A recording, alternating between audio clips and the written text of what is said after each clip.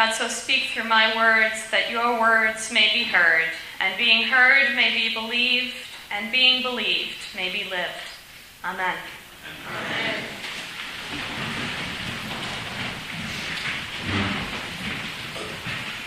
What does it mean to be chosen by God? Our second reading starts out by addressing the Colossians as God's choice, or in other translations, as God's chosen people or God's chosen ones. This is not the first time this week we've heard this kind of language. Earlier this week, the president used this descriptor for himself during a press conference, following up 2 days later to say that he had been joking. And it certainly provoked a lot of discussion. Plenty of people have stepped up to say they believe he is God's choice, perhaps to save the country from cultural collapse or bring it to collapse or to do any number of other things. Others have dismissed the notion that there is any such thing as being God's chosen. And a few have noted that in biblical tradition, in Jewish and Christian tradition, there is such a thing as being God's choice, but it doesn't usually look the way we might expect. So it's a good week to examine this a bit. What does it really mean to be chosen by God? I want to take this in two parts and ask both, what does chosenness look like? And how do we know if we have been chosen? First, what does chosenness look like? Well, it often looks a lot like Jeremiah. Perhaps because he was raised in a priestly household, Jeremiah seems to know enough to be nervous when God said to him, "I have made you a prophet to the nations." His life as a prophet was not easy. He was ignored, imprisoned, and exiled for telling the truth about what God wanted for and from Israel. It's no wonder he often tried not to be God's choice for prophet. We see the same reluctance in many of God's other choices. Moses' first response is, "I'm not good at these things, please send someone else." Isaiah sees just the hem of God's robe and says, "Woe is me, I am a man of unclean lips." Esther cuts off her uncle Mordecai as he's about to ask her to stand up for the Jews outside the palace, saying, "They'll kill me if I go in unannounced." Even Mary begins with perplexity, saying, "How can this be?" God's chosen ones usually have mixed feelings about the task. And yet, for all their reluctance, each of them found that resisting God's choice was ultimately harder and more painful than saying yes. Jeremiah says in chapter 20, "If I say I will not mention him or speak any more in his name, then within me there is something like a burning fire shut up in my bones. I am weary with holding it in, I cannot." Mary was told at Jesus' presentation as an infant that a sword would pierce her own soul.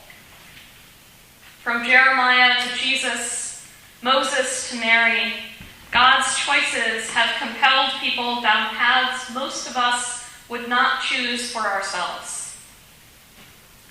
To be God's choice, then, is a little bit like how the prophet Amos describes the day of the Lord.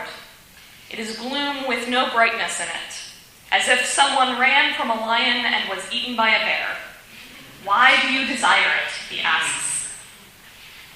And it is in this context that Paul, one of God's choices who distinctly had not volunteered for the particular task he ended up with, wrote to the Colossians, "As God's choice, holy and loved, put on compassion, kindness, humility, gentleness, and patience. And over all these things, put on love. Let these things be as close to you and as visible to others as your very clothing." To be God's choice is to align oneself with compassion and love, despite the suspicion and even hostility with which real compassion and love are often received. Contrast that reluctance and that compassion with what tends to happen when we humans claim chosenness as if it were something to be desired. History is full of times when we have done this, either individually or as groups. We mostly don't look very fondly on those claims because mostly they have resulted in abuse and violence and destruction. From the days of King Saul to our own day, when we claim a crown of chosenness for ourselves, we come to rely on our own power and to confuse our own desires with God's. And so, as our Eucharistic prayer says, we violate God's creation, abuse one another, and reject that clothing of love. And then we read in our news feeds and papers, the Amazon is burning and cannot be replaced. And we read 400 years after African slaves were brought ashore in Virginia by white colonizers who believed they were chosen to settle land people already lived on.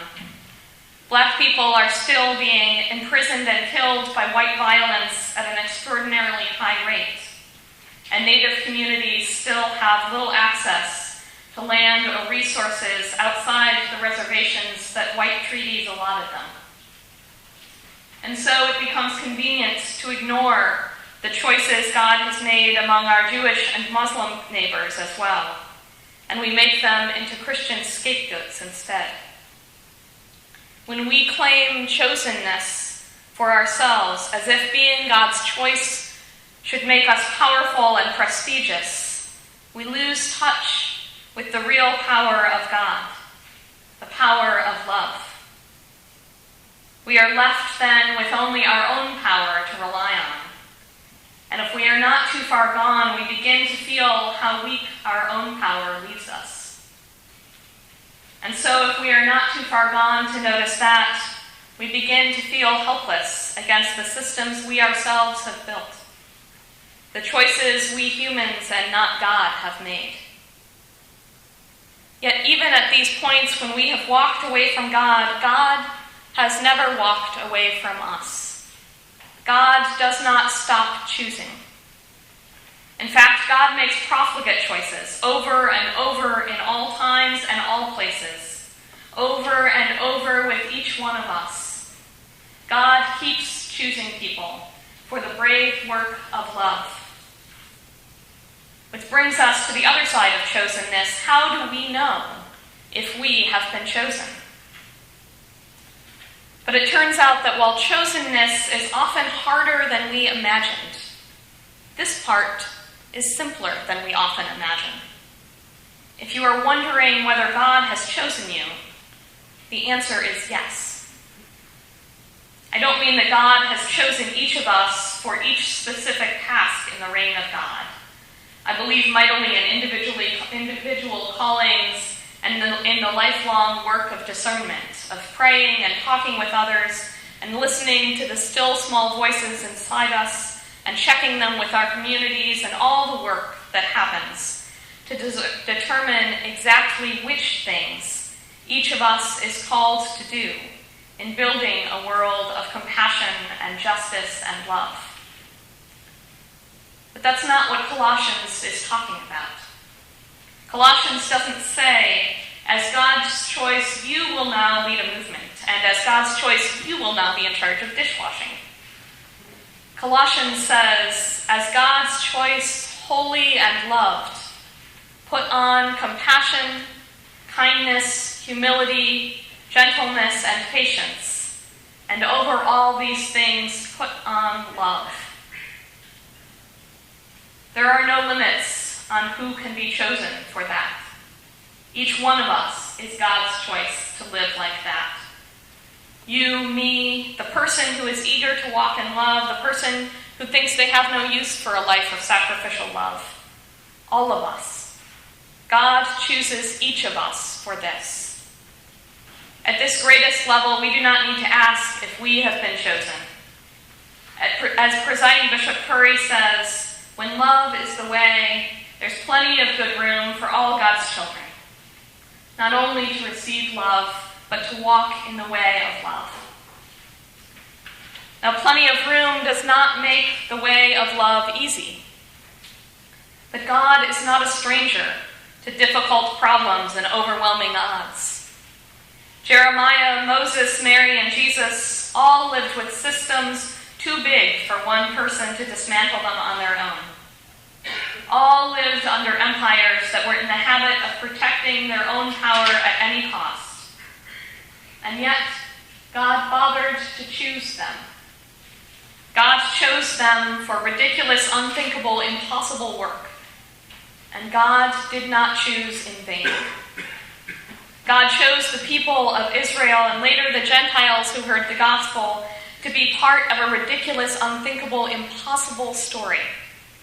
And God did not choose in vain. The powers of this world want us to believe that to be God's choice must be an exclusive claim, a claim that separates us from one another, that the goals most worth pursuing are individual projects with individual credits to them, and that if we cannot quickly see the end result, if we cannot seize it up and measure it and store it away, if we cannot stake our claim to it, then we have not gained anything at all. The powers of this world want us to believe this because they know, just as we fear, that on our own we will get nowhere. But on our own is not how we follow Jesus. On our own is not how we create justice. On our own is not how we receive love. On our own is not where our worth is located. Not in our own isolation and not on our own power. Both the challenges of this world and the way of love are bigger than that. Nor often do we see the end result of our own work in our own lifetimes. But God does. God sees it all, and God still chooses to choose. God sees the cruelty of the world, and God chooses to raise up the oppressed and bring down systems of oppression. The compassion and kindness and love of Colossians stand in the long tradition of Torah and prophets and writings where God has been saying since the story began, this is what it means to be God's choice, to care for the widow and orphan and foreigner among you. This is what it means to be God's choice, to do justice and love kindness and walk humbly with God. This is what it means to be God's choice. Love the Lord your God with all your heart and all your strength and all your mind, and your neighbor as yourself. This is what it means to be God's choice, to love as God loves, to create and repair the world in love, to walk in love as Christ loved us, to love with every breath we take, and to trust the source of that love, to be fueled by the God who is love. Our power is not enough to stand up under the weight of that kind of chosenness, but God's power is. God chooses love. God chooses us to partner in that love. God chooses to work in us more than we can ask or imagine. And God does not choose in vain. Amen.